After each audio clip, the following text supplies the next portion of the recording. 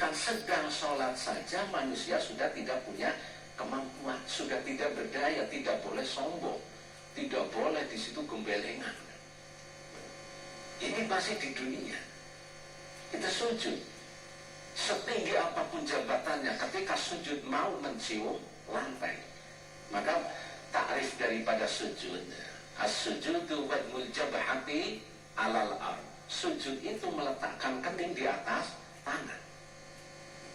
Siapapun orangnya, ketika sujud sama, sujudnya orang kaya dengan orang miskin sama, sujudnya pejabat tinggi dengan rakyat jelata sama, tidak ada bedanya. Kalau dalam fikih disebutkan irtifa'u asafilihi an alaihi, yaitu meletakkan anggota tubuh yang ada di atas, merendahkan, mengangkat anggota tubuh yang ada lebih rendah. Ketika manusia sedang berdiri, kepala ada di atas, pantat ada di bawah. Namun ketika sujud, kepala harus lebih rendah daripada pantat. Ya ini kalau dalam Imam Nawawi menjelaskan, ini yang disebut sujud secara hakiki. Karena sujud ada dua, ada sujud majazi, sujud hakiki. Sujud hakiki ya ini sedemikian ini, wad'ul jabhati alal ard. Maka kita di situ tidak boleh iri. Ketika dalam sebuah ayat disebutkan gini, walillahi yasjudu man fis samawati wa man fil ard. Semua makhluk yang ada di langit dan di bumi itu sujud kepada Allah Subhanahu wa ta'ala. Dan pengertian sujud ini disebutkan makhluk, semua makhluk. Makhluk itu ada ancaman, seperti batu, gunung, itu pun sujud. Namun sujudnya tidak sama sebagaimana manusia, sebagaimana jin, sebagaimana malaikat. Nah, ketiga makhluk ini, manusia, jin, terus malaikat, ini sujudnya seperti kita. Tapi selain itu sujudnya tidak sama. Ini ya bentuk kepuasan Allah, bentuk keadilan Allah. Enak ya, seperti gunung, seperti laut, sujudnya enggak kayak kita harus nubing. Nah kalau laut enggak, kita berpikir, lah andai kata selaut, sujudnya sama seperti kita, harus nubing, apa yang akan terjadi? Musibah yang terjadi. Di sini baru kita menyadari, benar, pintar juga Allah. Ya pintar. Lah kalau gunung selamat, sujudnya kok sama kayak kita, mungkin yang ada di sekitarnya terbalik semua rumahnya. Apa yang akan terjadi? Maka di sini sesuai dengan kehendak Allah, semua makhluk di muka bumi, di langit itu sujud, namun sujudnya tidak sama seperti kita. Terus iyyaka na'budu wa iyyaka nasta'in. Iyyaka, kepadamu wahai Allah na'budu, aku menyembah, wa iyyaka, dan kepadamu Allah nasta'in, aku mohon pertolongan. Ini kalau dalam kitab Safinatun Najah disebutkan, di situ disebutkan dalam faslun bab tasdidatul Fatihah, bab menerangkan tentang tasdidnya Fatihah. Pada lafal iyyaka na'budu, apabila membaca iyyaka na'budu, iyanya itu tidak tasdid, berarti iyyaka, kepadamu asyamsu, wahai matahari, aku menyembah. Ini kalau tidak di tasdid. Tapi kalau di tasdid, iyyaka na'budu, kepadamu wahai Allah aku menyembah. Ala na'budu ahadan siwaka, maksudnya tidak ada sesembahan satupun terkecuali engkau wahai Allah.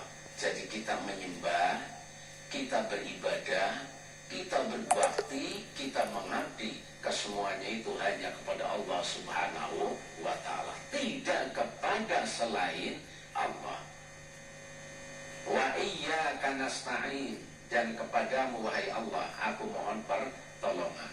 Aibika nasta'inu ala ibadatik, fala haulun alal maksiati illa bima bi'ismatika wala quwwata, dan tidak ada kekuatan ala taati untuk bertaat, illa bi taufiqika, kecuali atas pertolonganmu.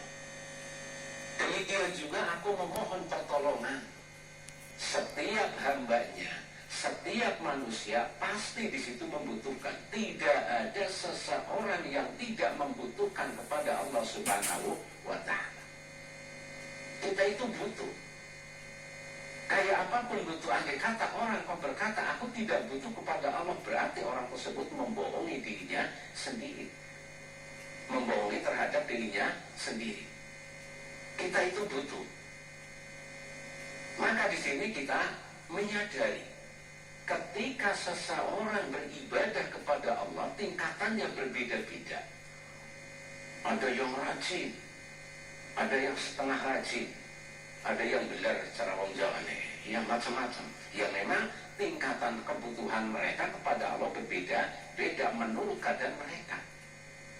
Maka kata Luqmanul Hakim itu berwasiat kepada anaknya demikian, yang artinya, wahai anakku, beribadahlah kamu kepada Allah Subhanahu wa Ta'ala sesuai kebutuhanmu kepada Allah, dan silahkan kamu bermaksiat, berbuat dosa kepada Allah sesuai kemampuanmu menahan siksa api neraka.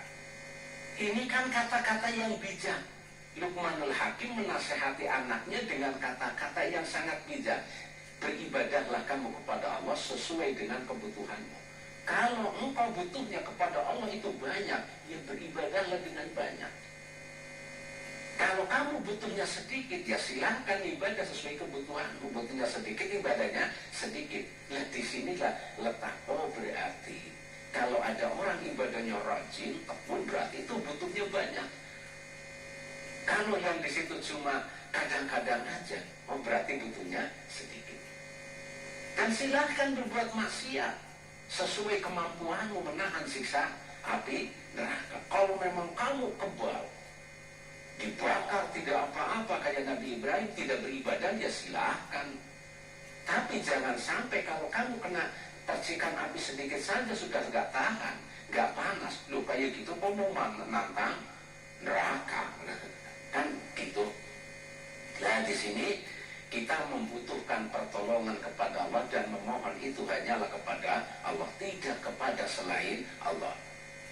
Ainasta'inu ala ibadatik, memohon pertolongan agar supaya mampu berbuat ibadah, melakukan ibadah itu hanya kepada Allah.